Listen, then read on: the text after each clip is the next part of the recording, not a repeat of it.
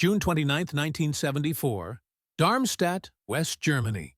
The book lay open on Admiral Karl Dönitz's desk as he read page 117 of The Ultra-Secret, the explosive memoir that had just reached German bookstores. His weathered hands gripped the edges of the volume as his eyes scanned the English text translated for him by his aide, revealing truths that contradicted everything he had believed for 30 long years. From May 1940 onwards, we read the German naval, army, and air force traffic almost as quickly as the Germans themselves.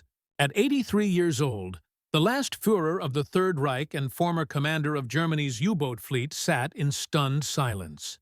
According to his aide, who was present, the admiral's face drained of color as the full magnitude of the revelation struck him.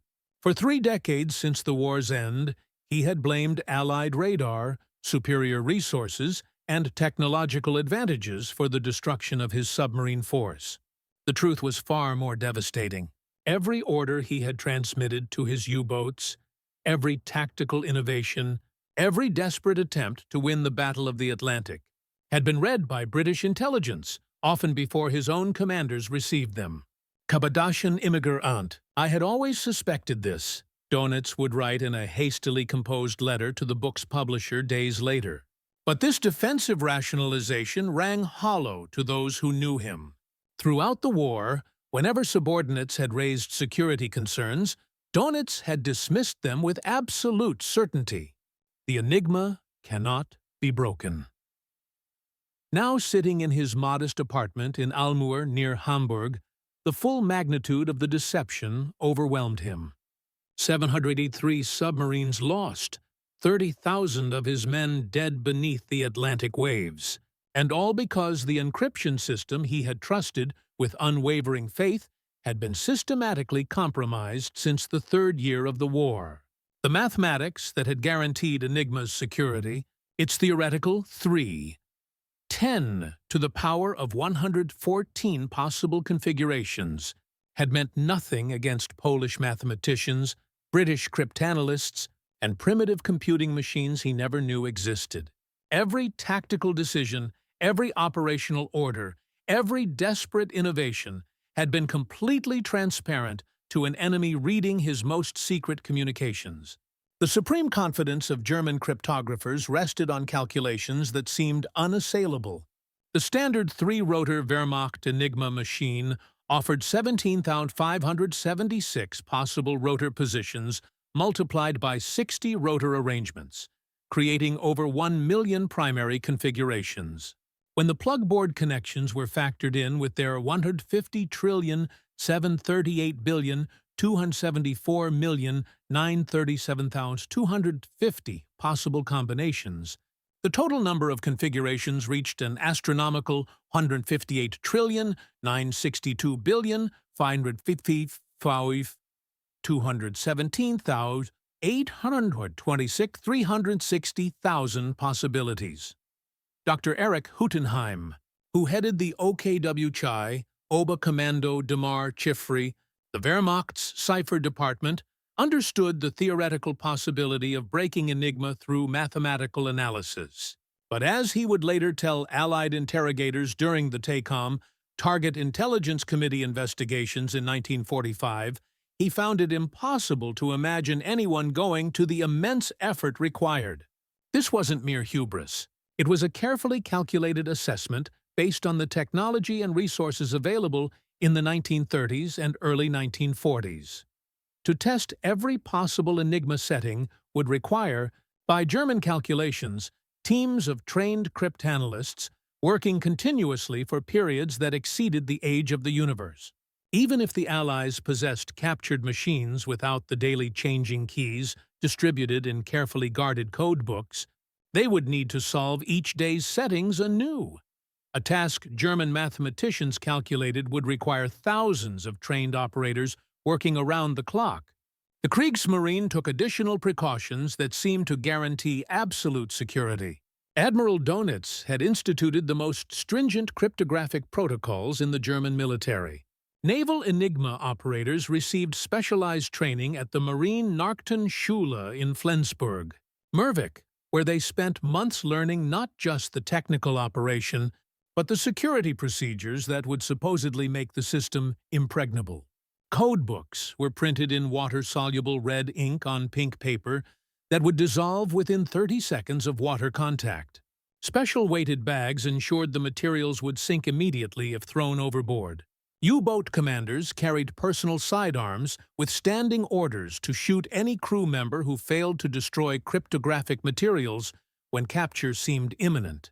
The introduction of the four-rotor M4 Enigma machine for U-boats on February 1, 1942, codenamed Triton by the Germans and Shark by Allied cryptanalysts, represented what German naval intelligence considered the ultimate evolution in cryptographic security.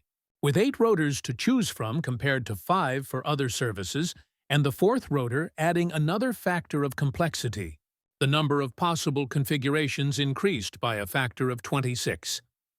German cryptanalysts at Binst conducted their own security assessment. The 100-day Project Hund, attempting to break their own naval cipher using every known cryptanalytic technique.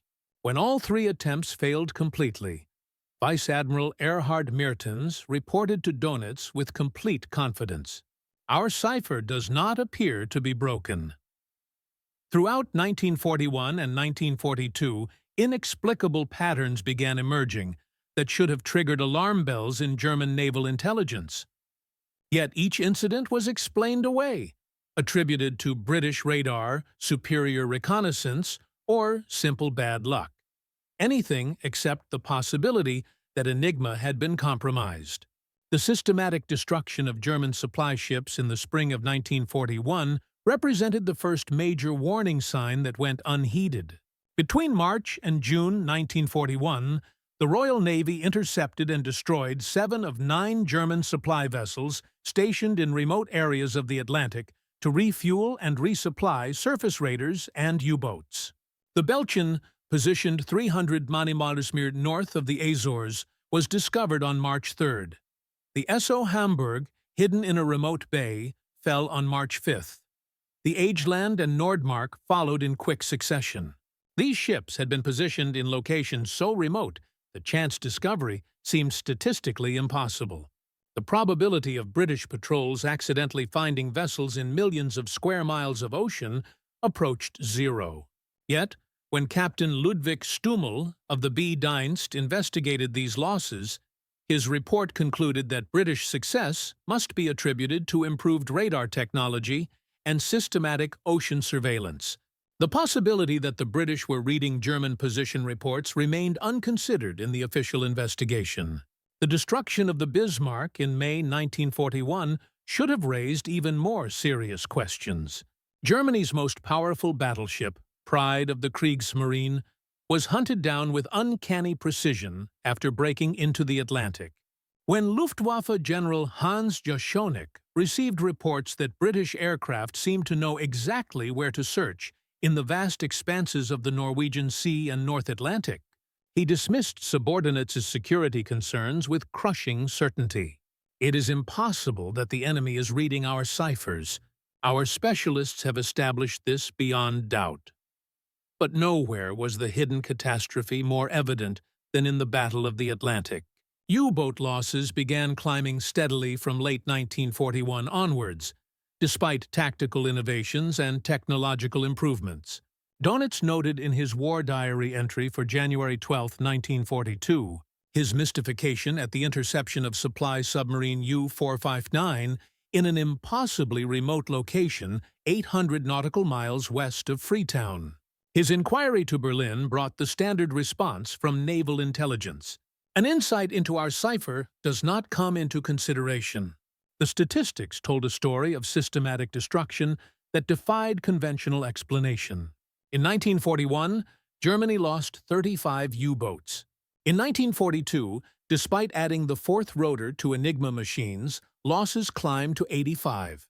By 1943, they reached catastrophic proportions: 237 submarines destroyed in a single year. May 1943 alone, Black May, as German submariners called it, saw 41 U-boats sent to the bottom, representing over 1/3 of all boats at sea.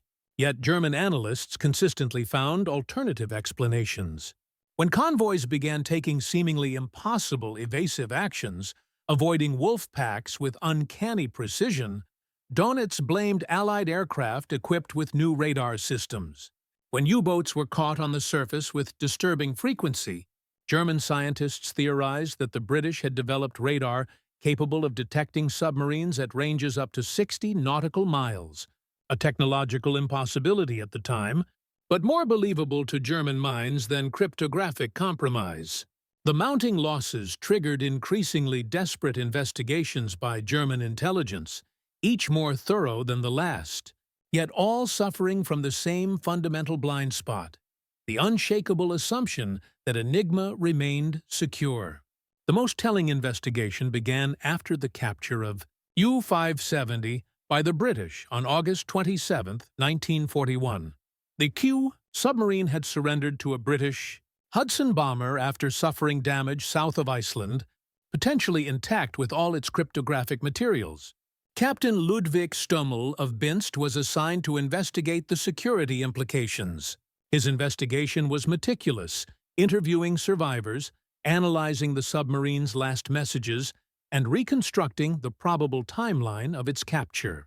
Stummel's October 1941 report revealed the cognitive trap that would persist throughout the war.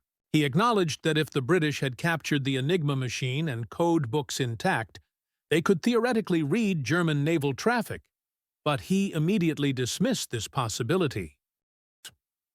The acute disquiet about the compromise of our secret operation cannot be justified. Our cipher does not appear to be broken. His reasoning followed what seemed like impeccable logic. Even if the British possessed the machine and current keys, they would lose this capability when the keys changed on November 1st. Furthermore, proper protocol demanded the destruction of all cryptographic materials, and it must be assumed that the crew fulfilled their duty.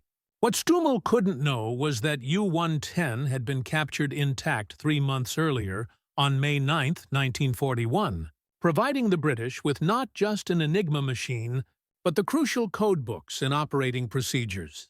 The boarding party from HMS Bulldog, led by Sub-Lieutenant David Bombe, had found the submarine's radio room undisturbed, with codebooks spread on the table and the Enigma machine still warm from use. Among the captured materials were the settings for high-level officer-only signals and the short-signal codebooks. Curt Signale that revealed how Germans compressed messages to defeat Allied direction-finding efforts. The investigation that should have exposed everything came in spring 1943, prompted by the catastrophic losses of Black May. Admiral Dönitz, desperate to understand why his wolf packs were being systematically destroyed, ordered the most comprehensive security review of the war. The investigation team led by Corvette and Captain Meckel explored multiple hypotheses with impressive thoroughness. Their first theory involved the METOX radar warning receivers carried by U-boats. German scientists hypothesized that these devices might be re-radiating signals that betrayed submarine positions. A Fuller Wolf 200 Condor aircraft equipped with detection equipment confirmed that METOX emissions could indeed be detected at ranges up to 110 kilometers. All U-boats were immediately ordered to cease using radar detection equipment. When losses continued unabated, the investigation moved to the next theory. Perhaps, they reasoned, the Allies had developed infrared detection systems capable of spotting the heat signatures of submarine diesels. German naval technical departments launched a crash program to develop special infrared absorbing paint, and U-boats returning from patrol were hastily repainted with this experimental coating. Still, the losses mounted. The breakthrough seemed to come when a crashed RAF bomber near Rotterdam yielded an intact H-2S radar system on February 3, 1943. German scientists were stunned to discover the EBDU. British had developed centimetric radar. Operating on wavelengths their detection equipment couldn't receive. This revelation triggered another crash program to develop new detection gear, with the first Kanakos radar detectors reaching U-boats in September 1943. Throughout these investigations, One hypothesis remained notably absent from serious consideration. As Admiral Hard Martins, head of the Naval Intelligence Service, reasoned in his 1941 assessment, breaking Enigma would require a perfect chain of unlikely events: the capture of machines and current keys, the solution of security procedures, the breaking of officer-only signals, and sufficient time for krypton analysis before keys changed. He concluded these requirements were, taken singly, unlikely, and, together, impossible. Paradoxically, Germany's own success in breaking Allied codes reinforced their faith in Enigma's security. B-Dienst, the German Naval Intelligence Service, had achieved remarkable success penetrating British naval ciphers, and this achievement convinced German leadership they understood the game being played. Captain Zur say he hints Dönitz, who led B-Dienst's English language section, had broken the British naval cipher number 3 used for convoy communications. By December 1942, his team was reading 80% of intercepted British convoy messages, often within hours of transmission. Wilhelm Trano, Germany's most gifted naval cryptanalyst, could predict convoy movements 10 to 20 hours in advance, allowing U-boats to position themselves perfectly for intercept. This success created a dangerous psychological dynamic.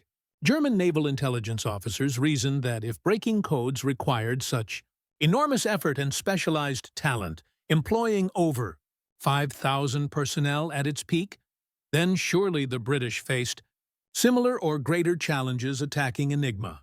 They knew from experience that even with captured code books, maintaining continuous access to enemy communications required constant vigilance and frequent failures when codes changed. What they failed to recognize was that while they celebrated reading British convoy routes, the British were reading virtually everything else: U-boat positions, patrol orders, supply arrangements, tactical innovations, even Dönitz's personal assessments sent to Hitler. The Germans were winning tactical victories while losing the strategic war, but their tactical successes blinded them to the strategic catastrophe. The supreme irony came in spring 1943, when B-Dienst's success actually accelerated German defeat.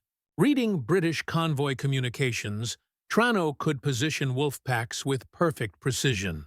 But the British, reading both German positioning orders and their own compromised communications, knew exactly where the U-boats were gathering. They would route convoys around the wolf packs while vectoring hunter-killer groups directly onto the waiting submarines.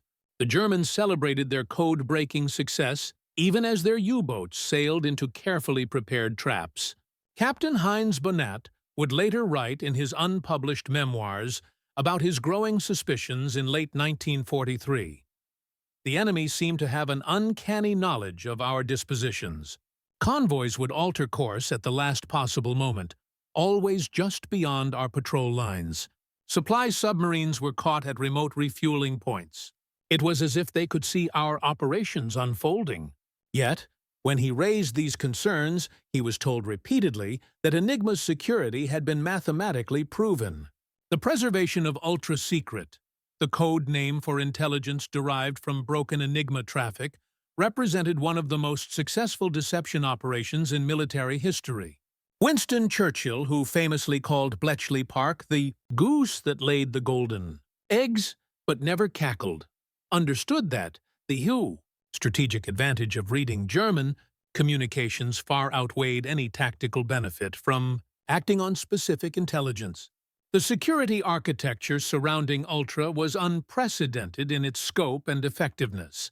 Group Captain Frederick Winterbotham, appointed by the Secret Intelligence Service Chief Stuart Menzies, established the Special Liaison Unit (SLU) system in 1940.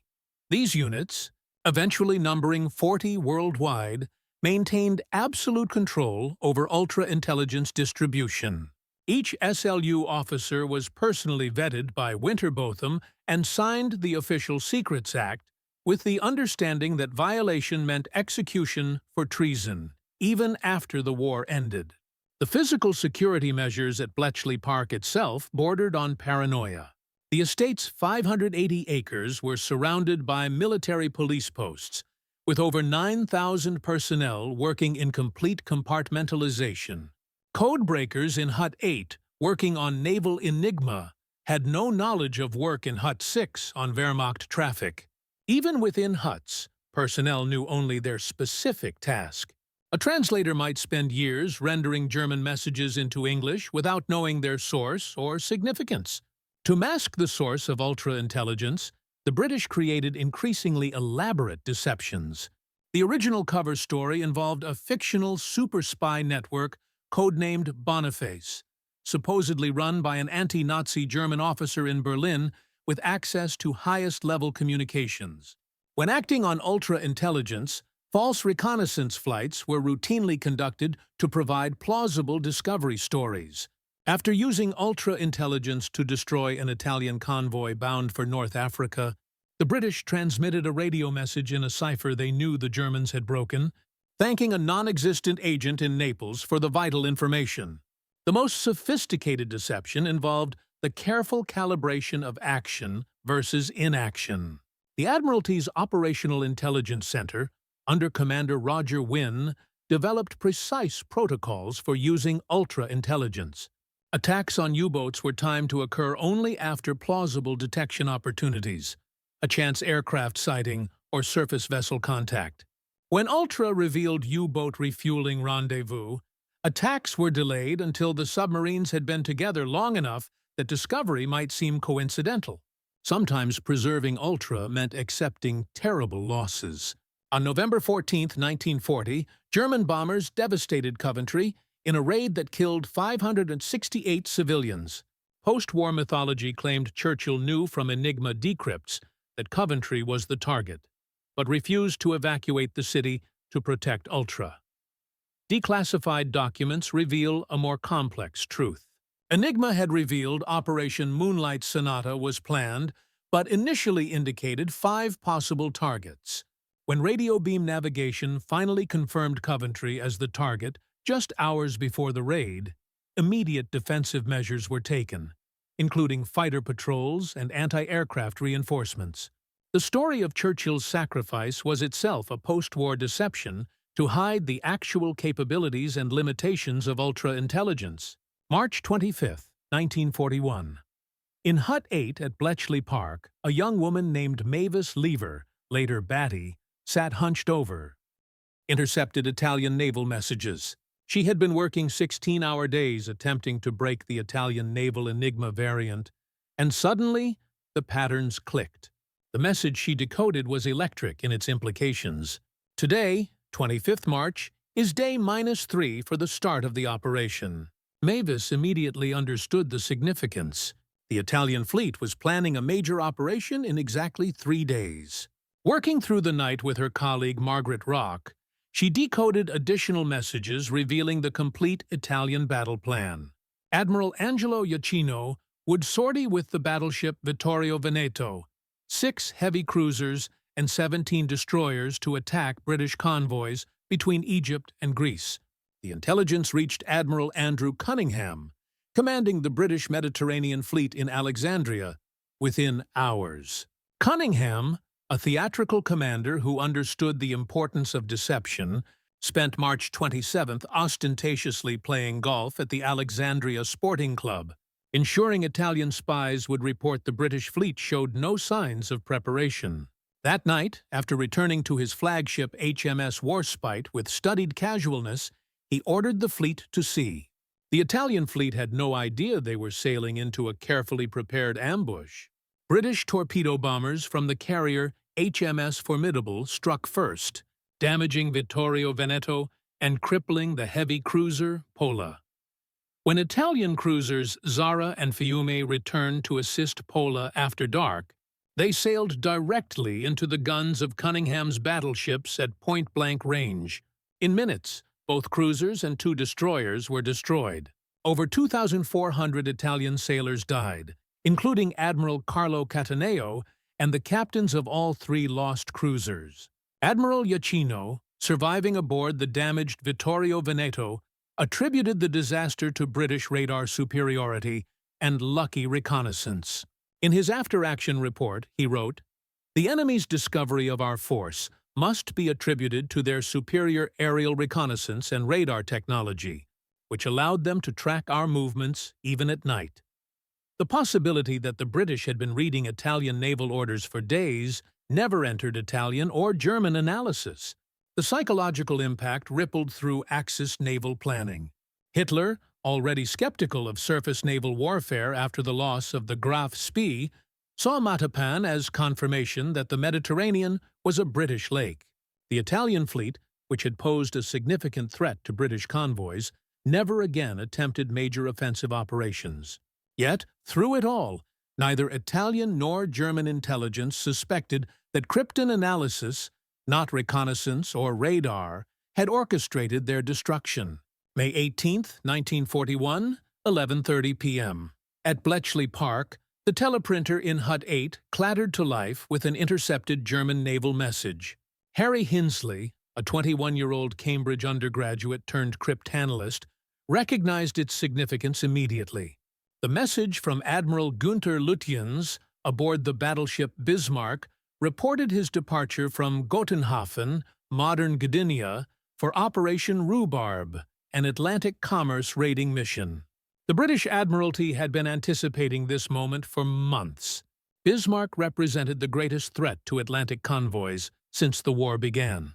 With its 8 15-inch guns and advanced fire control systems, it could destroy any British cruiser and outrun any battleship capable of fighting it. If Bismarck reached the Atlantic shipping lanes, the massacre would be unprecedented. But forewarned by ultra-intelligence, the Royal Navy had time to prepare. Admiral John Tovey positioned the home fleet to intercept, while Force H under Admiral James Somerville moved north from Gibraltar. The cruisers HMS Norfolk and HMS Suffolk were stationed in the Denmark Strait, with specific orders to shadow using their new Type 284 radar. Every movement had been choreographed based on intercepted German messages. When Bismarck was finally spotted in the Denmark Strait on May 23rd, the British painted the discovery as lucky reconnaissance by the cruiser HMS Suffolk. In reality, ultra-intelligence had revealed not just Bismarck's route, but its precise timetable. The subsequent battle that destroyed HMS Hood was a tactical disaster the British hadn't anticipated, but strategic victory was already assured. Bismarck was now damaged, leaking oil, and tracked by radar-equipped shadowers whose positions were updated by continuing Enigma intercepts. On May 25th, Admiral Lutyens made a fatal error. Unaware that British radar contact had been temporarily lost, he transmitted a long radio message to Naval Group West, describing his damage and intentions. The transmission lasted over 30 minutes, more than enough time for British direction-finding stations to plot his position. But more importantly, the message was decoded at Bletchley Park within hours, revealing that Bismarck was heading for Brest and had insufficient fuel for evasive maneuvering. The final act unfolded with grim inevitability. Catalina flying boats accidentally spotted Bismarck precisely where ultra-intelligence placed it. Swordfish torpedo bombers from HMS Ark Royal, operating at the extreme limit of their range in terrible weather, somehow managed to score the critical hit that jammed Bismarck's rudder. On the morning of May 27th, the converging British battleships HMS King George V and HMS Rodney pounded Bismarck into scrap metal. Of 2,221 German sailors aboard, only 114 survived. Grand Admiral Erich Raeder, commander of the Kriegsmarine, analyzed the disaster with growing frustration. How had the British maintained contact across thousands of miles of ocean? How had they concentrated overwhelming force at precisely the right moment? His investigation concluded that British naval aviation and radar technology had advanced beyond German expectations. The possibility that the British had been reading his every order never entered consideration. In his memoirs written years before Ultra was revealed, Raeder attributed the loss to unfortunate mechanical failure and the enemy's lucky torpedo hit, never suspecting that luck had nothing to do with it. May 1943 began with Admiral Dönitz commanding the largest U-boat fleet in history. 116 submarines patrolled the North Atlantic. organized into wolf packs with predatory names: Phoenix, Finch, Amsel, Blackbird, Moser, Tit, and Star. German B-Dienst cryptanalysts were reading British convoy codes, and Dönitz felt victory was within reach. "The enemy is showing signs of exhaustion," he wrote in his war diary on May 1st. "One more concentrated effort, and the Atlantic supply line will be cut." What Dönitz couldn't know was that Bletchley Park had achieved a cryptanalytic breakthrough that would seal his fleet's fate. After a 10-month blackout caused by the introduction of the 4-rotor Enigma, British cryptanalysts had finally mastered the M4 cipher. Using captured codebooks from U-559, recovered by sailors who drowned retrieving them from the sinking submarine, and the world's first programmable electronic computer, Colossus, they were again reading German naval traffic within hours of transmission. The first convoy battle of May set the pattern for the slaughter to come. Convoy OS-5, consisting of 42 merchantmen bound from Liverpool to Halifax, was spotted by U-650 on April 28th. Dönitz concentrated 3 wolf packs, 41 U-boats in total, for the attack. Reading his every order, the Admiralty reinforced the convoy's escort and routed additional forces to intercept. The battle raged for 6 days across 600 miles of ocean. German submarines sank 13 merchant ships, but at a terrible cost. 7 U-boats were destroyed by the convoy escorts. U-192, commanded by Captain Lieutenant Vera, was depth-charged by HMS Loose Strife. U-638 went down with all hands after being rammed by HMS Sunflower. U-125, U-531, U-438, U-630, and U-528 followed in quick succession. For the first time in the war, the exchange rate favored the Allies. But this was just the beginning. As May progressed, each convoy battle became a massacre of German submarines. Reading German deployment orders, the Allies routed convoys through gaps in the patrol lines while vectoring hunter-killer groups directly onto Wolfpack assembly points. Aircraft equipped with new Lee lights caught U-boats charging batteries on the surface at night. Ships equipped with Hedgehog anti-submarine mortars achieved kill rates that stunned their own commanders. Convoy HX-237 crossing in mid-May destroyed 3 U-boats without losing a single merchant vessel. Convoy SC-130 sank 5 submarines while suffering no losses. The new escort carrier USS Bogue, operating with perfect intelligence from Ultra, sank 6 U-boats in as many weeks. German submarines were being destroyed faster than they could be replaced, and experienced commanders who had survived years of warfare were dying in waters they had once dominated. The statistics were catastrophic. In May 1943, Germany lost 41, nearly 25% of its operational fleet. 7 were destroyed by aircraft in the Bay of Biscay trying to leave or return to base. 6 were caught refueling from submarine tankers at coordinates revealed by Ultra. 12 were killed by convoy escorts that seemed to anticipate their every move. The youngest victim was U-209 on its first patrol, destroyed with all 50 hands on May 7th. The most experienced was U-192, whose commander had survived 12 previous patrols, sent to the bottom on May 6th. On May 24th, Dönitz issued the order that marked the effective end of the Battle of the Atlantic. All U-boats were to withdraw from the North Atlantic convoy routes and regroup in waters southwest of the Azores. In his war diary, he wrote, "We had lost the Battle of the Atlantic." He attributed the defeat to Allied radar and aircraft, never suspecting that his own communications had orchestrated the destruction of his fleet. One of the most remarkable aspects of the ultra-secret was how close the Germans came to discovering the truth, only to be deliberately misdirected by Allied intelligence. The most sophisticated of these deceptions involved the Lucy Ring, a Soviet spy network operating from Switzerland that seemed to have extraordinary access to German military secrets. Rudolf Rossler, codenamed Lucy, was a German refugee publisher living in Lucerne who ran a supposedly independent intelligence network. From 1942 onwards, Lucy provided Soviet intelligence with remarkably accurate information about German military operations, particularly on the Eastern Front. His reports included detailed Wehrmacht order of battle, offensive plans, and even verbatim texts of Hitler's operational directives, information so precise and timely that both German and Soviet intelligence suspected it came from highest-level sources within the Wehrmacht. German counterintelligence launched multiple investigations into the Lucy Ring, convinced they had a major traitor in their high command.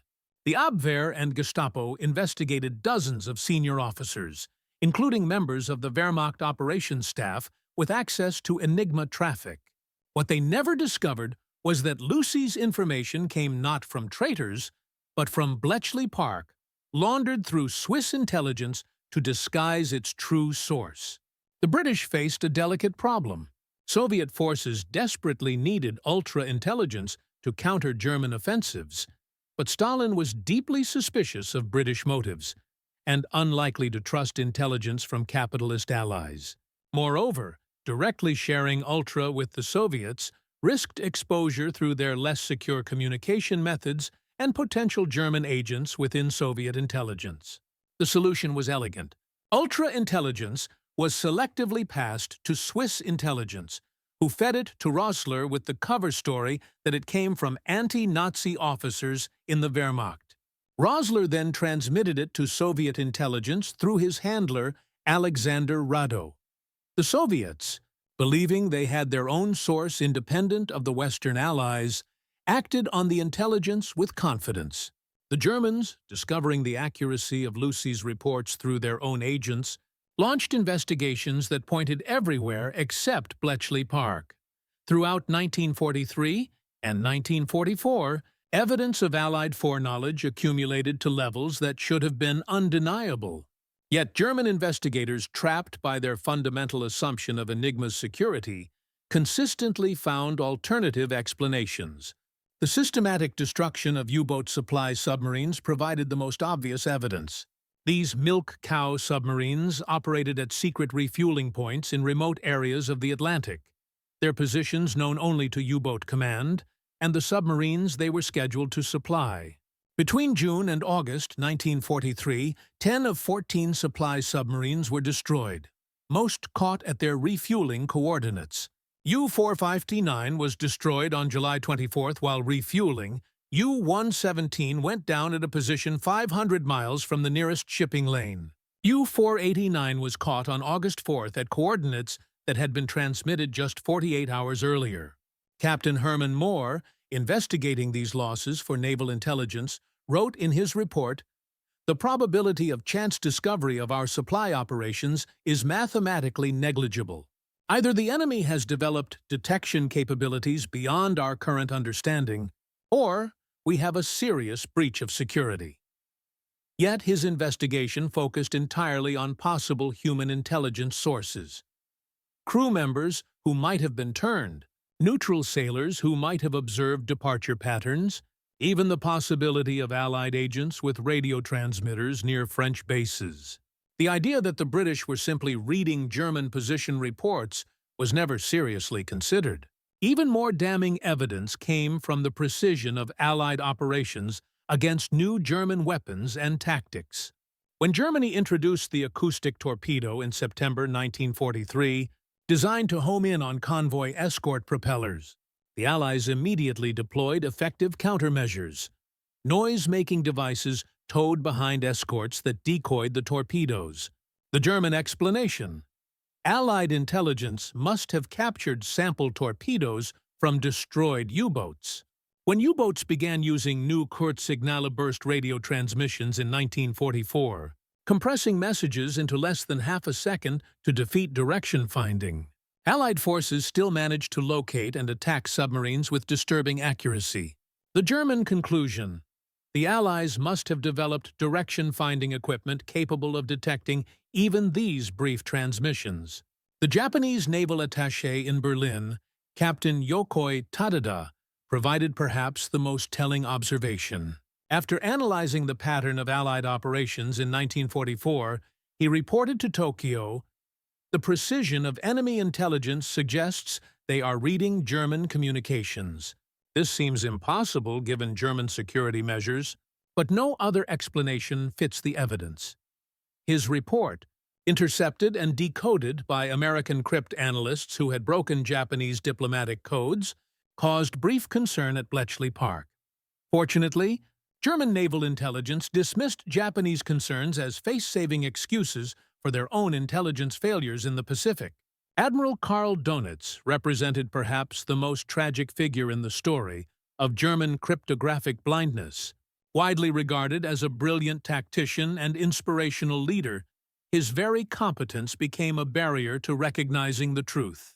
His centralized command system, which he considered his greatest innovation, had become the instrument of his fleet's destruction. Dönitz had revolutionized submarine warfare through his Beckel tactic, centralized tactical control from his headquarters. Using powerful radio transmitters, he personally directed Wolfpack operations from situation rooms in Lorient, Paris, and finally, Berlin. Every U-boat commander reported position, fuel state, torpedo inventory, and contact reports. Dönitz would then orchestrate attacks like a conductor directing a symphony, vectoring boats onto convoys with precise timing and positioning. This system required constant radio communication, exactly what allowed Bletchley Park to track every U-boat in the Atlantic. Dönitz transmitted over 70 radio messages daily to his fleet, each one decoded by British cryptanalysts. His detailed orders revealed not just current positions, but future intentions, patrol patterns, and tactical innovations. Yet Dönitz's faith in his system never wavered. When subordinates questioned the wisdom of such extensive radio traffic, he responded with detailed technical explanations. The Enigma was unbreakable by computational standards. German radio discipline was superior to any navy in history. Short-signal codebooks compressed messages to defeat direction finding. Frequency changes and call sign modifications prevented traffic analysis. In his mind, German technical superiority guaranteed security. His war diary reveals a commander increasingly frustrated by inexplicable Allied prescience, but never questioning his fundamental assumptions. Entry after entry describes convoys taking impossible evasive actions, escorts appearing at unlikely positions, aircraft catching U-boats at improbable moments. Yet his conclusions remained consistent. The Allies had more aircraft, better radar, superior resources. Never once did he write the obvious conclusion, "They are reading our mail." The psychological investment in his system and confidence in German cryptography blinded him completely to the real threat. The psychological investment in his command system made recognition impossible. To admit Enigma was compromised would mean acknowledging that his entire approach to submarine warfare, the very innovation that had made him Hitler's chosen successor, had been fundamentally flawed. Every order he had given, every tactical innovation he had developed, every submarine he had sent to its death had been transparent to the enemy. The weight of such knowledge would have been crushing. Even after the war, before Ultra's revelation, Dönitz maintained absolute confidence in his wartime decisions. His memoirs, published in 1958, attributed U-boat losses to Allied material superiority and technological advancement. He calculated that Germany would have needed 300 submarines operational simultaneously to cut Britain's supply lines, never realizing that even 3,000 would have failed if the Allies continued reading his every command. May 9, 1946, International Military Tribunal, Nuremberg. Admiral Karl Dönitz stood in the dock defending his conduct of submarine warfare before Allied prosecutors. His testimony that day would unknowingly reveal the depth of German ignorance about Ultra, while simultaneously demonstrating how close he had come to the truth. "The enemy's superiority in locating our submarines was overwhelming," Dönitz testified. By 1943, our losses had reached insupportable levels. I was forced to withdraw from the convoy routes. When pressed by prosecutors about specific incidents, Dönitz's explanations consistently avoided the real cause.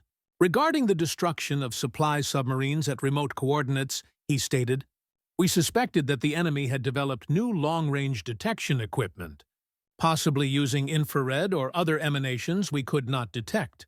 We also investigated the possibility of traitors, but found no evidence." When asked about convoys that seemed to avoid wolf packs with supernatural precision, Dönitz replied, "The enemy's air reconnaissance had reached saturation levels. They could maintain almost continuous surveillance of vast ocean areas. Combined with their radar capabilities, they could track our movements and route convoys accordingly." The prosecution, fully aware of ultra but bound by secrecy that would last another 28 years, pressed Dönitz on specific intelligence failures without revealing their source. They asked about the interception of U-459 at precise refueling coordinates, the destruction of wolf packs at assembly points, the failure of every major tactical innovation within weeks of implementation. To each question, Dönitz had a technical explanation. High-frequency direction finding, centimetric radar, talk between ships, TBS radio systems that allowed instant coordination of escort groups, air-to-surface vessel radar, magnetic anomaly detection equipment, sonar buoys. Each explanation was partially correct, but none revealed the true, hidden reason behind Germany's catastrophic losses. These technologies did exist and were employed, but none addressed the fundamental intelligence advantage that made their application so devastating. The most telling exchange came when prosecutor Sir David Maxwell Fay questioned Dönitz about his investigations into security breaches. "Admiral, did you at any time suspect your communications were compromised?" "I investigated this possibility multiple times. Our cryptographic experts assured me that Enigma was mathematically secure. Breaking it would require resources beyond any nation's capability." "Yet your losses continued to mount?" "Yes, but this was due to enemy technological superiority, not intelligence failure. They had radar that could detect a periscope at 20 meters, aircraft that could appear without warning, and weapons systems we could not counter." "You never suspected they might be reading your radio traffic?" "Our communications were protected by the most sophisticated encryption system in existence. The possibility you suggest was examined and conclusively rejected by our finest mathematical minds." What makes this testimony particularly poignant in hindsight was Dönitz's obvious intelligence and analytical capability. His IQ had been tested at 138, well into the gifted range. He had correctly identified many allied capabilities and innovations. He had asked the right questions and demanded thorough investigations. Yet the mental barrier created by faith in Enigma security proved impermeable. Perhaps the most damning evidence of German institutional blindness came on August 10, 1943, when Swiss intelligence, neutral and generally reliable, provided an explicit warning that should have triggered immediate action. The Swiss intelligence service, through sources that remain classified to this day, had learned of Allied cryptanalytic success against German naval codes. Their report, delivered through diplomatic channels to Admiral Canaris of the Abwehr, was stark in its implications. Over the last few months, Germany's naval ciphers, which are used to give operational orders to the U-boats, have been successfully broken. All orders are being read currently. The German response revealed the depth of their psychological investment in Enigma's security. Dönitz, informed of the Swiss report, wrote in his war diary on August 13th, "Report from Switzerland claims enemy is reading our cipher. This is unbelievable." He ordered yet another security review, but with predetermined conclusions. The investigation led by Corvette and Captain Meckel dismissed the Swiss intelligence as Allied disinformation designed to undermine German confidence in their communications. The investigating committee's reasoning was revealing. If the Allies could read German naval communications, why hadn't they achieved even more devastating victories? Why did some convoys still blunder into wolf packs? Why did U-boats sometimes successfully evade hunter-killer groups? These questions had simple answers, The Allies deliberately allowed some losses to preserve their secret. But German investigators couldn't imagine such strategic restraint. German counterintelligence also investigated the source of Swiss information. They concluded it must have come from Allied agents attempting to create paranoia within the German Naval Command. The possibility that Swiss intelligence had simply observed the obvious, that Allied operations showed clear evidence of foreknowledge, was never seriously considered. The German failure to conceive of Bletchley Park's operation stemmed partly from their inability to imagine the technological and organizational innovations that made industrial-scale code-breaking possible. German cryptanalysts worked with paper, pencils, and mechanical calculating machines. The idea of electronic computation, of machines that could test thousands of Enigma settings per hour, existed only in the realm of science fiction. By 1944, Bletchley Park had become the world's first industrial-scale computing center. The Colossus machines designed by Tommy Flowers, and absolutely secret even within Bletchley Park, could process 5,000 characters per second, a speed that German mathematicians wouldn't have believed possible. The Bombe machines, developed from Polish designs by Alan Turing and Gordon Welchman, could test over 17,000 Enigma positions in 20 minutes, work that would take human cryptanalysts months. The organizational structure was equally beyond German imagination. Bletchley Park employed over 9,000 people by 1945, including 80% women who operated the machines, transcribed intercepts, and managed the vast filing systems that tracked millions of decoded messages. 3 shifts operated 24 hours daily, processing over 3,000 intercepted messages per day at peak capacity. Messages were prioritized by operational importance, with U-boat communications receiving the highest priority for naval intelligence. The systematic approach to cryptanalysis would have amazed German experts. Every Enigma message ever decoded was filed and cross-referenced. Patterns in operator behavior were cataloged. Lazy operators who used girlfriends' names as message keys, predictable weather reports that provided cribs, and standard military phrases that appeared in routine communications. The British had industrialized a process Germans still considered an art. German cryptanalysts later expressed astonishment at the resources devoted to breaking Enigma. Dr. Erich Hüttenhain, when interrogated by TICOM in 1945 and told of Bletchley Park's scale, reportedly said, "No wonder you broke it. You treated cryptanalysis like building bombers, mass production. We treated it like writing poetry, individual genius." A critical moment of near discovery came on November 30th, 1943, when a British Lancaster bomber was shot down near Berlin. Among the wreckage, German investigators found something that should have triggered immediate alarm. A partially burned document containing what appeared to be German naval grid references and U-boat positions dated just 48 hours earlier. Hedman Wilhelm Deuys of Luftwaffe Intelligence was assigned to investigate. The document was fragmentary, but clearly showed positions of 3 U-boats, U-391, U-238, and U-648 at coordinates that matched their actual locations on November 28th. This intelligence was far too precise and recent to have come from aerial reconnaissance or agent reports. Dom's investigation was thorough, but ultimately misdirected. He concluded the British must have an extensive network of agents in French ports reporting U-boat departures and returns.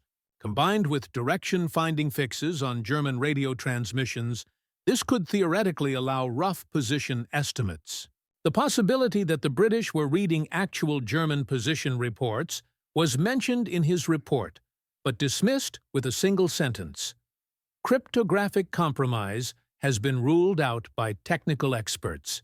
The close call caused brief panic at Bletchley Park when they learned through ultra-intercepts that the Germans had recovered intelligence documents. Emergency procedures were implemented. For the next 3 months, ultra-intelligence was distributed with even more elaborate cover stories, and any intelligence that couldn't be plausibly attributed to other sources was withheld from operational use. The D-Day landings of June 6, 1944, represented Ultra's greatest triumph and the most complete failure of German intelligence. Despite the largest amphibious invasion in history, involving over 6,000 vessels and 150,000 troops in the first wave, German forces were caught completely by surprise. The preservation of tactical surprise when strategic surprise was impossible demonstrated the totality of Allied intelligence dominance. Through Ultra, the Allies knew exactly what German commanders believed. Every assessment by Field Marshal Gerd von Rundstedt, every defensive preparation ordered by Rommel, every intelligence estimate submitted to Hitler was read at Bletchley Park, often before German recipients decoded their own copies. This allowed the Allies to craft deception operations with surgical precision. Operation Fortitude, the deception plan that convinced Germans the main invasion would come at Pas de Calais, succeeded because the Allies could monitor German reactions in real time through Ultra. When German intelligence reported strong Allied forces massing opposite Calais, actually inflatable tanks and fictional radio traffic, the Allies could read German assessments and adjust their deception accordingly. When Germans expressed doubts, new evidence was provided to reinforce the deception. Even after D-Day began, ultra-intercepts of German communications revealed they still believed Normandy was a diversion. Hitler's refusal to release panzer reserves from Calais for 7 crucial weeks stemmed partly from intelligence assessments the Allies were reading and reinforcing through continued deception operations. German commanders were not just surprised, they were fighting a battle orchestrated by enemies reading their every thought. Admiral Theodor Kranker, commanding Naval Group West, would later write about the invasion's intelligence failure. We knew nothing. Our reconnaissance was blind. Our intelligence was deaf. The enemy appeared from nowhere, with overwhelming force. He never suspected that rather than knowing nothing, the problem was that the Allies knew everything. By late 1944, accumulating anomalies should have shattered German faith in their communication security.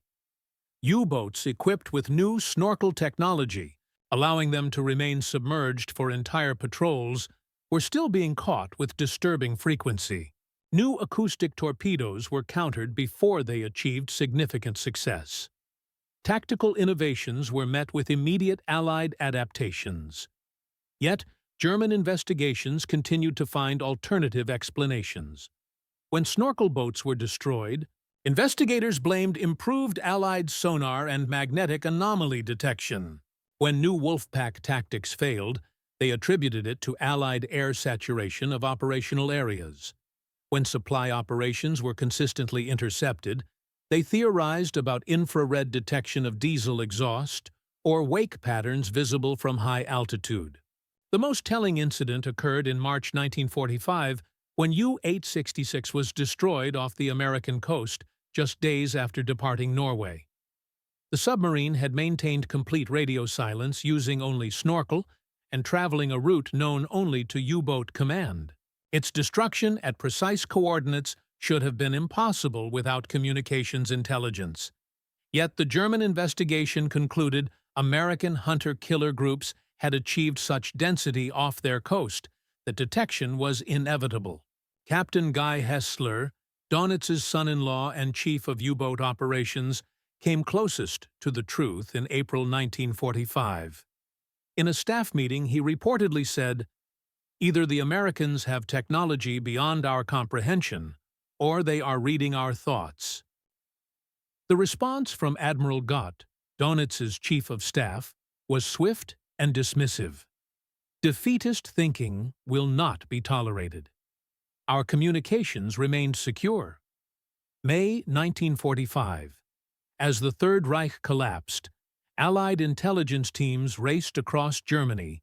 In Operation TICOM, Target Intelligence Committee, tasked with capturing German cryptographic personnel and materials before they could be destroyed or fall into Soviet hands.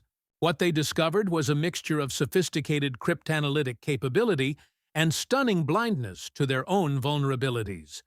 The interrogation of Dr. Erich Huttenheim, chief cryptanalyst of OKW Chat HI, provided remarkable insights into German thinking. When told that the Allies had been reading Enigma traffic since 1940, Gutenheim's first response was disbelief. Impossible. The mathematical complexity is insurmountable. When shown actual decoded messages, his shock was complete. But this would require thousands of people and resources beyond imagination.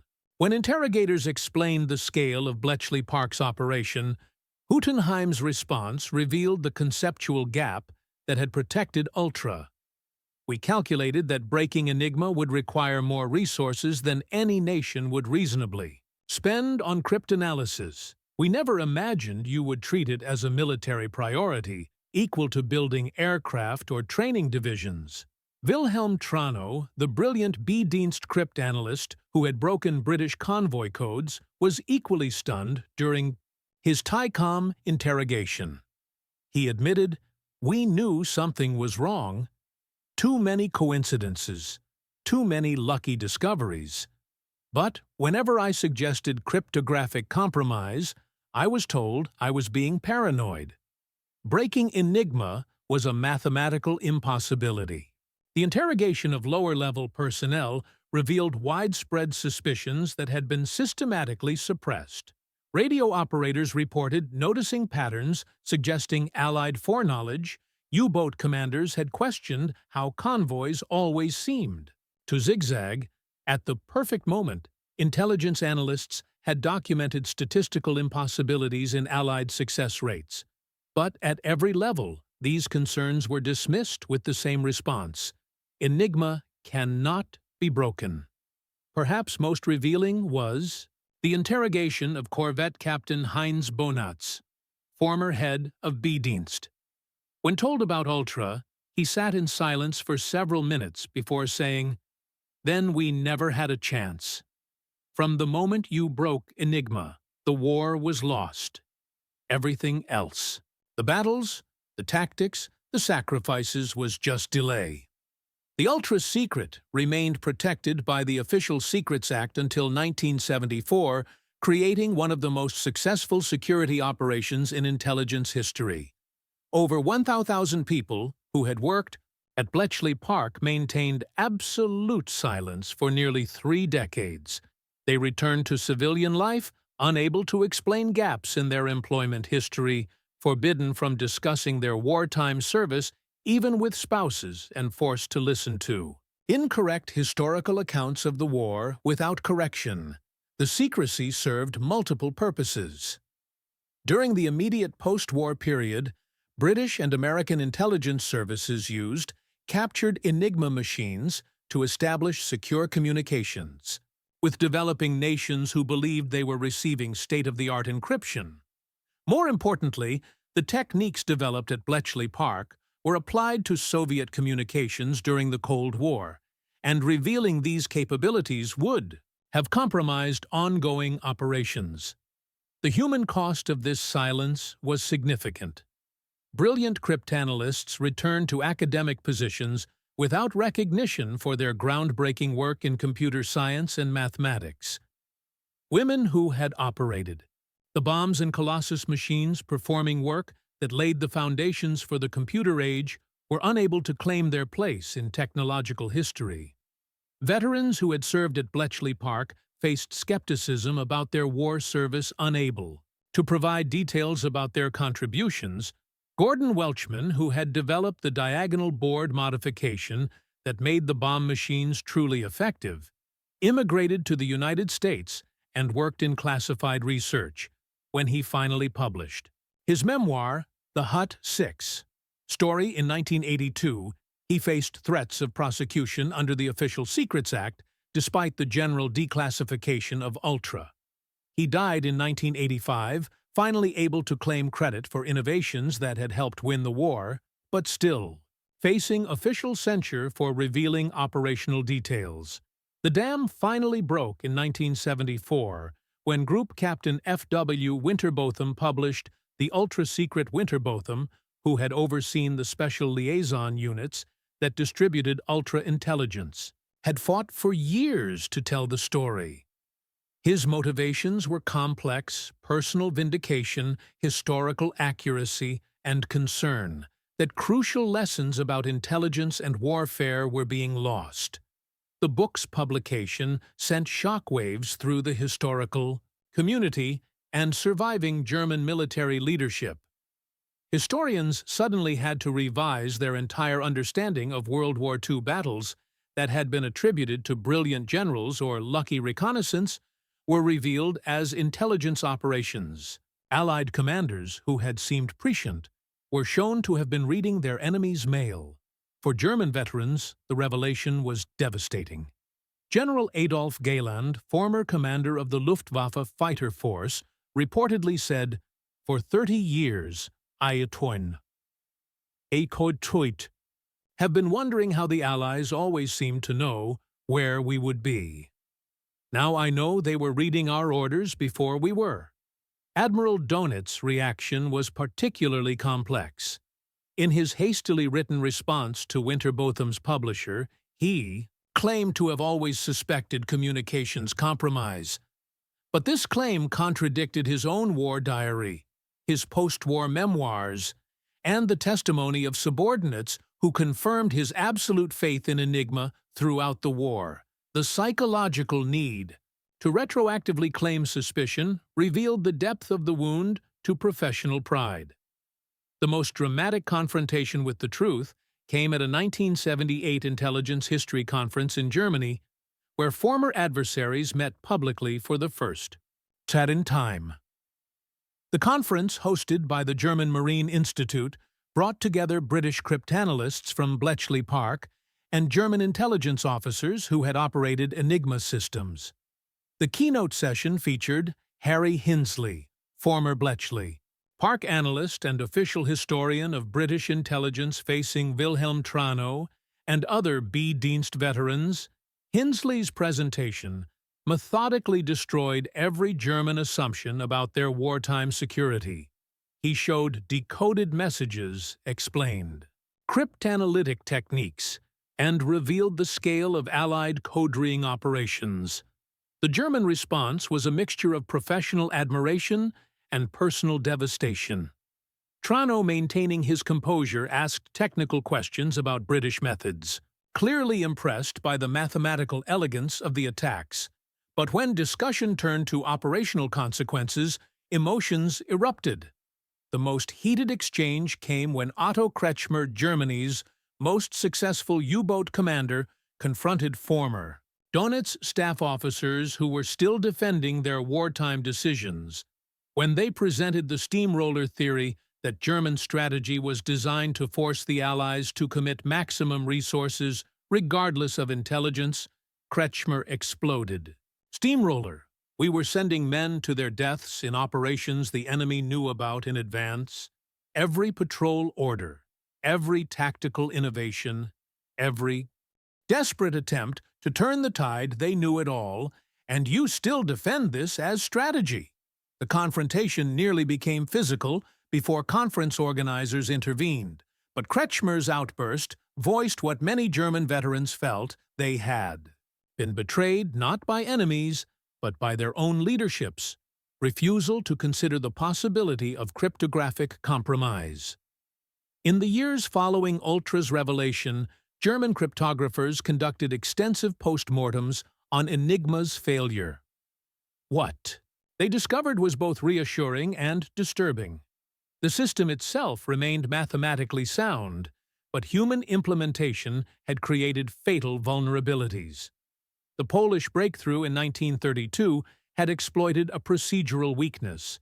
The Germans transmitted the message key indicator twice at the beginning of each message. This redundancy, intended to ensure accurate reception, provided the mathematical relationship that allowed Marian Rejewski to reconstruct the internal wiring of Enigma rotors using permutation group theory. By the time Germans eliminated this practice in 1940, the Poles had already shared their knowledge with the British. The British success built on Polish foundations but required massive technological innovation. The Bombe. Machines designed by Turing and Welchman exploited the fact that no letter could encode to itself a fundamental characteristic of Enigma's design. By testing possible rotor positions against known or guessed plaintext cribs, the bombs could eliminate impossible settings at electronic speeds. German security procedures, though elaborate, actually aided British cryptanalysis.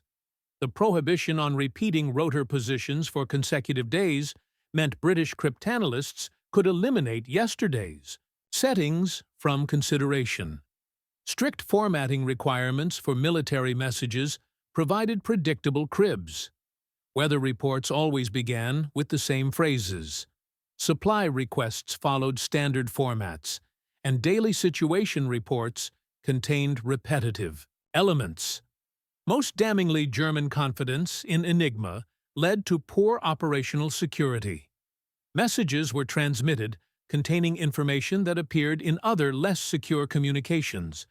When B-Dienst broke British convoy codes, German U-boat headquarters would transmit British convoy positions through Enigma, providing perfect cribs for British cryptanalysts who knew their own convoy locations.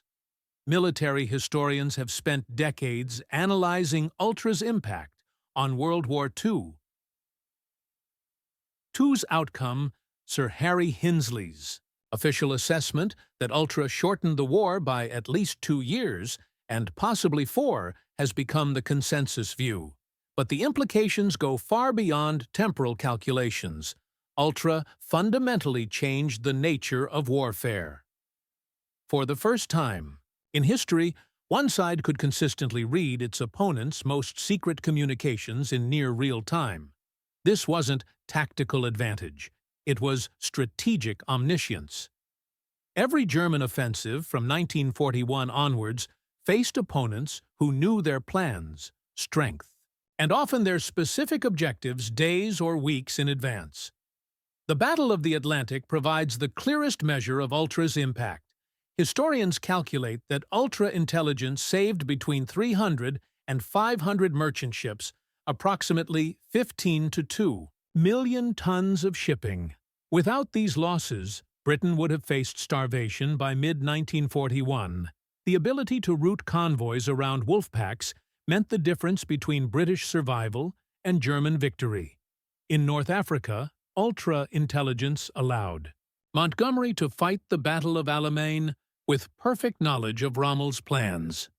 He positioned his forces exactly where Rommel intended to attack, creating killing fields that destroyed German armor before it could maneuver. At El Alamein, Montgomery knew German fuel supplies, tank strength, and defensive positions to the individual vehicle level. The Normandy invasion succeeded, partly because Ultra revealed exactly what German commanders believed. Every German intelligence assessment concluding the invasion would come at Calais was read by Allied planners who adjusted their deception operations accordingly. German reinforcement orders were known before local commanders received them, allowing Allied forces to interdict before German units could reach the front. The most tragic aspect of German ignorance about Ultra was the human cost. Hundreds of thousands of German servicemen died in operations doomed from conception because their orders had been decoded before they received them. U-boat crews suffered the highest proportional losses of any German service. 75% casualties among the 4,000 men who served. They sailed into battles where Allied forces knew their exact positions, their fuel states, their torpedo loadings, and their intended targets. They fought with incredible bravery against impossible odds, never knowing the odds were impossible because their enemies could read their mail. Luftwaffe pilots flew straight into ambushes that had been carefully prepared days in advance. Transport aircraft carrying desperately needed supplies to surrounded forces were intercepted so often that crews jokingly called themselves flying coffins. Fighter units noticed Allied bombers were always avoiding their patrol areas while striking targets that had no defenses, not because of lucky scouting, but because the enemy had decoded their deployment orders. Wehrmacht soldiers fought battles where their opponents already knew their strength, their objectives, and often the exact time of their attacks. The destruction of entire divisions in Tunisia, the collapse of carefully prepared defensive lines in Italy, and the failure of every major counteroffensive from Kursk to the Ardennes were all influenced by Allied knowledge through Ultra. For German military professionals who first learned about Ultra in 1974, the psychological impact was huge and shocking. Their entire understanding of the war needed serious revision. Defeats that were thought to be caused by material weakness or tactical mistakes were now shown to be intelligence failures. Heroes who had died making desperate attacks had actually been sailing or flying into traps prepared by enemies who were reading their orders. General Heinz Guderian, the pioneer of blitzkrieg warfare, wrote in a private letter found after his death that learning about Ultra felt like discovering your whole life was a stage play where everyone knew the script except you. Every decision I made, every order I gave, every plan I developed, the enemy already knew it all. We were not generals commanding armies. We were actors performing for an audience that knew every single line we said. For Admiral Dönitz, who lived until 1980, the discovery changed his final years.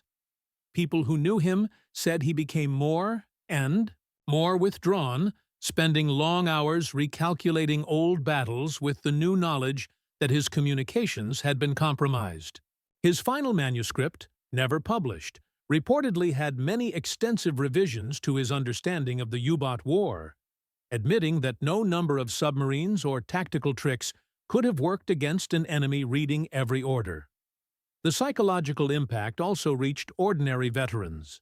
U-boat survivors started support groups to deal with the fact that their service had been doomed by communications intelligence rather than by military failure. Luftwaffe pilots now understood why they had been consistently outnumbered at important interception points.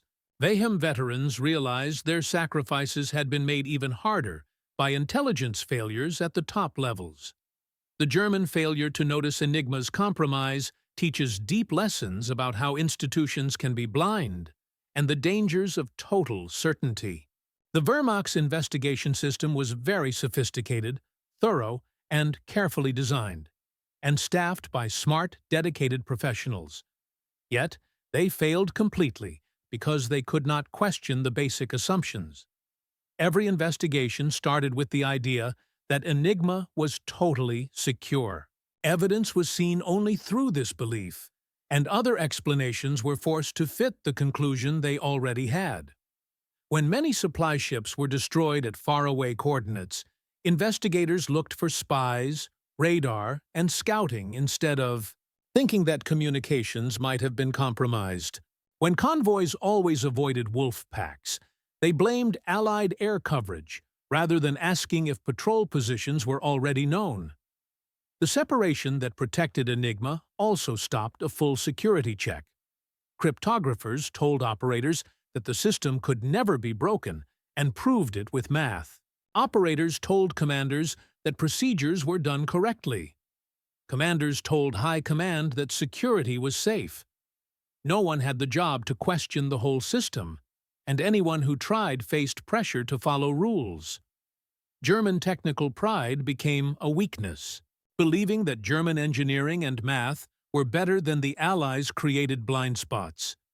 When evidence said otherwise, like convoys escaping with impossible precision or supply ships caught at faraway coordinates, the answer was always to look for even more complex reasons instead of accepting that the Allies might be better at breaking codes. During the war, Germans got warnings that they always ignored or misunderstood. Each warning could have helped them discover the truth, but their institutional blindness stopped them. In February 1942, the German naval attaché in Tokyo reported that the American Navy seemed to know Japanese operations before they happened. The Germans ignored this, thinking it was just the Japanese making excuses for their losses in the Pacific, never thinking that if Americans were reading Japanese codes, they might also be reading German codes. Swiss intelligence warnings in August 1943 were clear. German naval codes were compromised. The German response was to check where the Swiss got their information, not the meaning of their warning. They decided the Swiss were fed false information by Allied intelligence. Never. Thinking that neutral Swiss observers had simply noticed the obvious pattern of Allied knowledge. Even inside German intelligence, doubts were pushed down. When Bedienst analyst Lieutenant Friedrich saw statistical impossibilities in convoy routing, his report was hidden with a note that math alone cannot find intelligence sources. When U-boat commanders reported that convoys seemed to know their positions ahead of time, they were told to use better radio discipline instead of asking if their messages were safe. The biggest irony in the Enigma story is the success of the German Betty. While Germany stayed blind to Enigma being broken, Bedian successfully broke many Allied codes during the war. They read British convoy codes, learning a lot that the Germans themselves could not. American diplomatic traffic, and Soviet military communications. This success should have taught them that codes could be broken, that communication security was always at risk, and that breaking codes was possible with enough resources and determination. Instead, their success made them even more blind. German crypto-analysts knew how hard code-breaking was, how many resources it needed, and how often it failed. They assumed the Allies must have it even harder. If Germany struggled to break Allied codes despite huge effort, then the Allies must face even bigger challenges attacking the better Enigma system. Wilhelm Treno's success reading British convoy codes made him think he understood the limits of cryptanalysis. He knew that even with captured code books, keeping continuous access took constant work and often failed when codes changed. He could not imagine the Allies had industrialized the process, turning code-breaking from an art into a science, from individual genius into mass production. The Beinst's tactical successes ended up causing strategic failure. Reading convoy codes allowed them to place wolf packs exactly, but these positions were then sent through Enigma to U-boat, giving perfect clues for Bletchley Park. German tactical intelligence victories actually sped up their strategic intelligence defeat. After Ultra was revealed in 1974, German military historians started full reviews of World War II operations. The results destroyed traditional stories of German military skill and Allied material superiority. The Africa Corps defeats in North Africa, once blamed on supply problems and Allied numbers, were really caused by intelligence operations. RML's supplies were intercepted because the Allies knew exactly when and where supply ships would arrive. His tactical innovations failed because Montgomery already knew his plans before German division commanders did. The Battle of Kursk, the biggest tank battle ever, was reconsidered with ultra-intelligence. Soviet forces knew the exact timing, strength, and goals of the German attack weeks ahead. What seemed like brilliant Soviet defenses was really foreknowledge from British ultra-intelligence passed through the Lucy spy ring in Switzerland.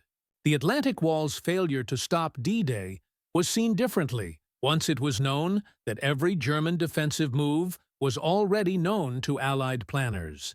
RML's obstacles, Rundstedt's reserve positions, and Hitler's strategic assumptions were all transparent to an enemy reading their most secret messages.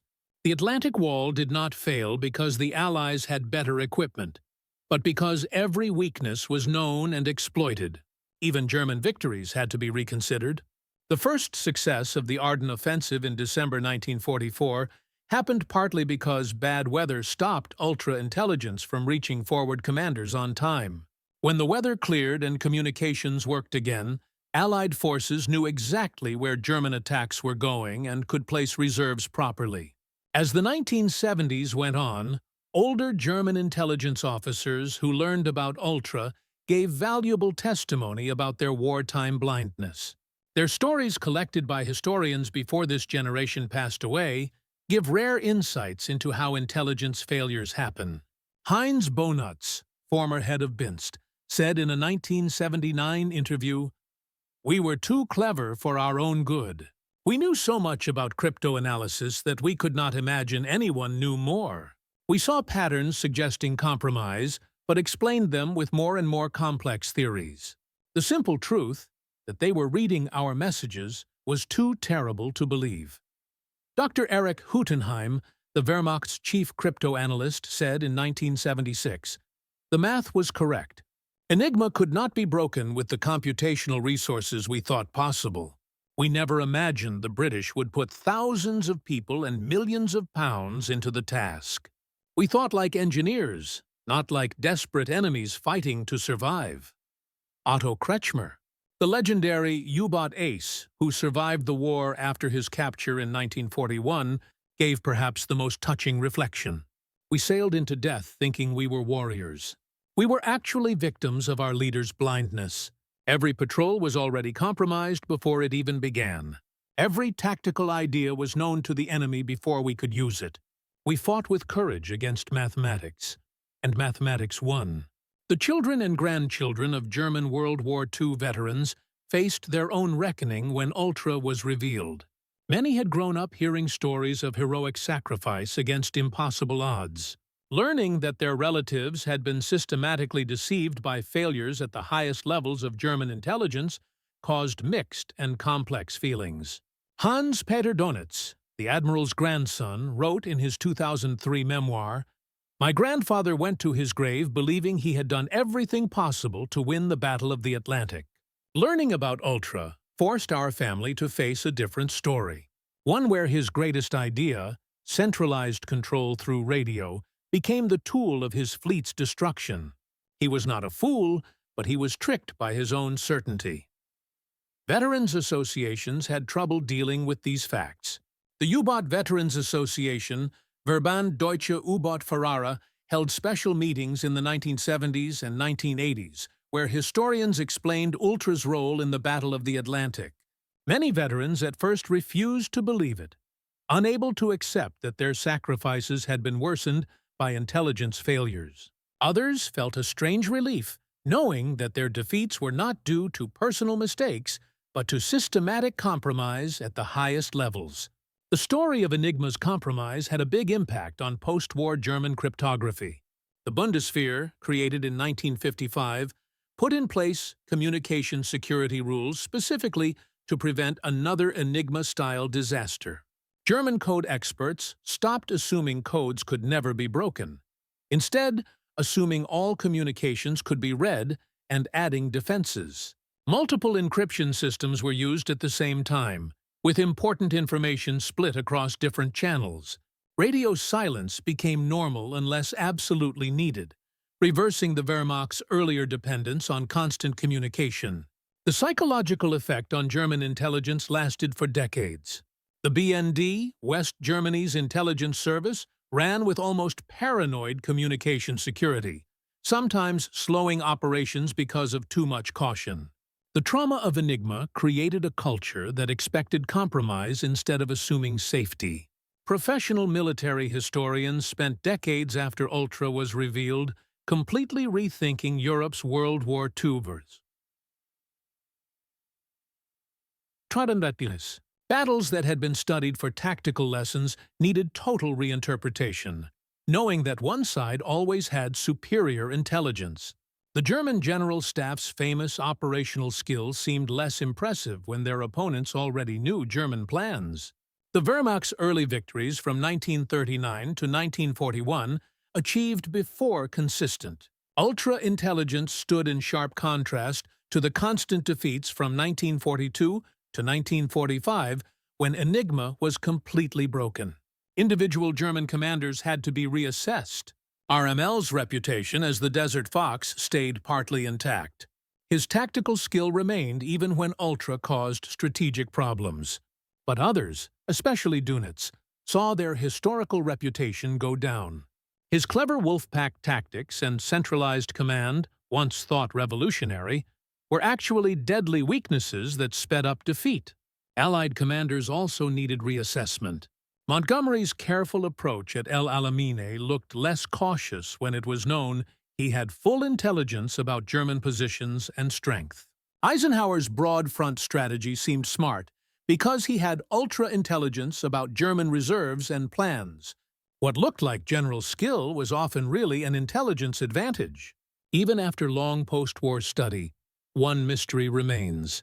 How did German intelligence, usually competent and sometimes brilliant, fail so fully to notice Enigma had been broken, despite lots of evidence?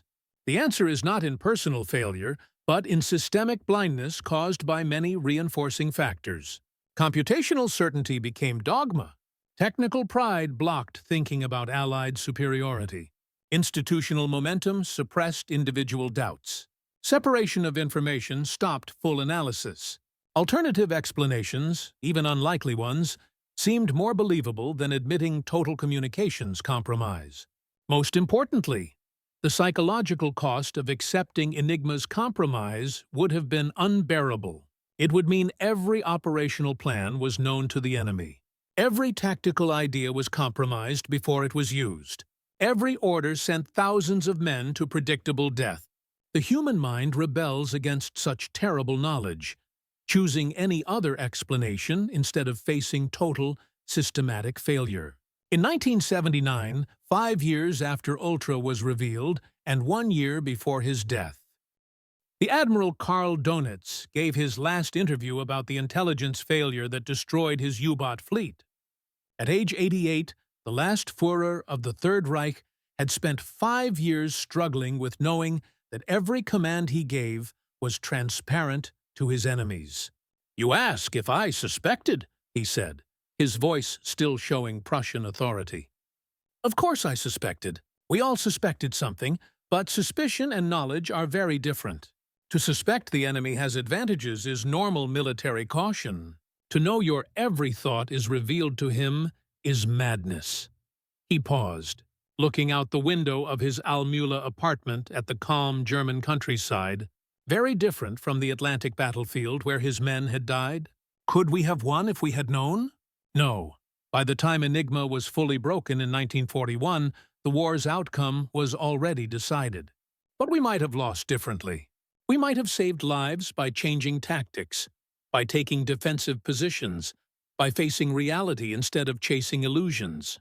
The greatest tragedy, he continued, was not that we lost, but that we never knew why we were losing. We blamed technology, resources, and air power. 10,000-plus Bletchley Park workers kept complete silence. Hundreds of historical accounts needed full revision. The war may have been shortened by 2 to 4 years, according to official historians. Thousands of German veterans had to rethink their service. The story of German blindness to Enigma's compromise gives timeless warnings about the dangers of total certainty in intelligence and security. It shows how smart, capable professionals can miss obvious truths when institutions support comfortable assumptions. Modern intelligence services study the Enigma failure as a warning. The U.S. National Security Agency includes it in training programs about cognitive bias and security assumptions. The British GCHQ uses it to teach the importance of questioning basic assumptions. Military experts worldwide study it as the greatest example of intelligence failure, even with overwhelming evidence. The German failure was not about technology. Their cryptographic math was correct. It was not about procedures. Their security rules were elaborate and usually well followed. It was not about intelligence. German crypto analysts were among the best in the world. The failure was psychological and institutional. They could not question basic assumptions even when evidence showed they were wrong. In today's world of cyber warfare and electronic spying, the Enigma story is still important. Every system assumed secure, every communication thought private. Every code considered unbreakable should be questioned, knowing someone might be reading it. The Germans' certainty in Enigma killed thousands and made the war longer. Similar certainty today could be equally dangerous. Today, Bletchley Park is a museum for one of history's greatest intelligence successes and Germany's greatest failure. The huts where young men and women broke the unbreakable code are preserved. The Bombe machines are rebuilt. The story is finally told after decades of silence. Visitors walk through the places where math genius met industrial organization to do what German experts thought impossible. They see the small, crowded spaces where thousands worked in total secrecy. They held intelligence that could win the war, but could not talk about it, even to family. They learn how a unique group of mathematicians, linguists, chess players, and crossword experts turned code-breaking into an industrial process and changed war forever. But perhaps the most powerful display is the simplest. A real four-rotor naval Enigma machine, captured from U-505, is shown working. Visitors can encode messages and watch the rotors turn and lights shine. Seeing the same mechanical precision that made German cryptographers believe it was perfectly safe, they can understand how something so complex, so mathematical, so carefully protected, could still be broken by enemies determined enough, with enough resources and imagination. The machine stands as proof of a simple truth in intelligence and war. As in life, the greatest danger is not from what we do not know, but from what we are sure we know that turns out to be wrong. The Germans were sure Enigma was completely secure. That certainty, more than any Allied weapon or plan, helped make sure of their defeat. In the guest book at Bletchley Park, among thousands of entries from visitors around the world, one stands out. Written in neat German handwriting in 1995, it says, "My grandfather commanded U-604, lost with all hands in August 1943. For 50 years, I thought he died fighting overwhelming Allied technology. Now I know he died because his orders were read by the enemy before he even received them. The tragedy is not that Germany lost, but that we never knew we had already lost. The heroes of Bletchley Park deserve our respect. But the lesson of Enigma deserves to be remembered forever. It is signed simply, a German grandson who finally understands." The story of how the Germans never knew the Allies had cracked Enigma is really a story about the weakness of certainty, the danger of institutional blindness, and the terrible cost of refusing to question basic assumptions. It reminds us that in intelligence, in war, and in life, the most dangerous enemy is often our own unchecked certainty about what we think is true. The 30,000 German submariners who died under the Atlantic waves, the thousands of Luftwaffe pilots shot down in the skies where the enemy knew exactly where they would be. The Wehrmacht soldiers who fought battles carefully set up by opponents reading their orders. All were victims not only of war, but of an intelligence failure so complete it stayed hidden from those who most needed to know. The secret of Ultra was kept for 30 years after the war ended. But the greater secret, how German certainty in their security blinded them to clear compromise, gives lessons that remain important as long as nations keep secrets and think their communications are safe. The Enigma machine, once the pride of German code skill, now stands as history's greatest reminder of the danger of total certainty in an uncertain world. The Germans never knew that staying ignorant, even with plenty of evidence, caused one of history's biggest intelligence failures. In the end, the Allies did not just break Enigma. They broke it while keeping such perfect secrecy that the enemy never suspected their thoughts were an open book. That achievement, preserved through the silence of thousands and careful planning of deception, may be the greatest intelligence victory ever. The story ends where it began, with an old admiral in 1974 holding a book that revealed truths destroying everything he believed about why he lost the war. Karl Dönitz's stunned silence that day was not only for the men he lost, or the war doomed from the moment Enigma was broken. It was the silence of realizing that certainty itself had been the enemy.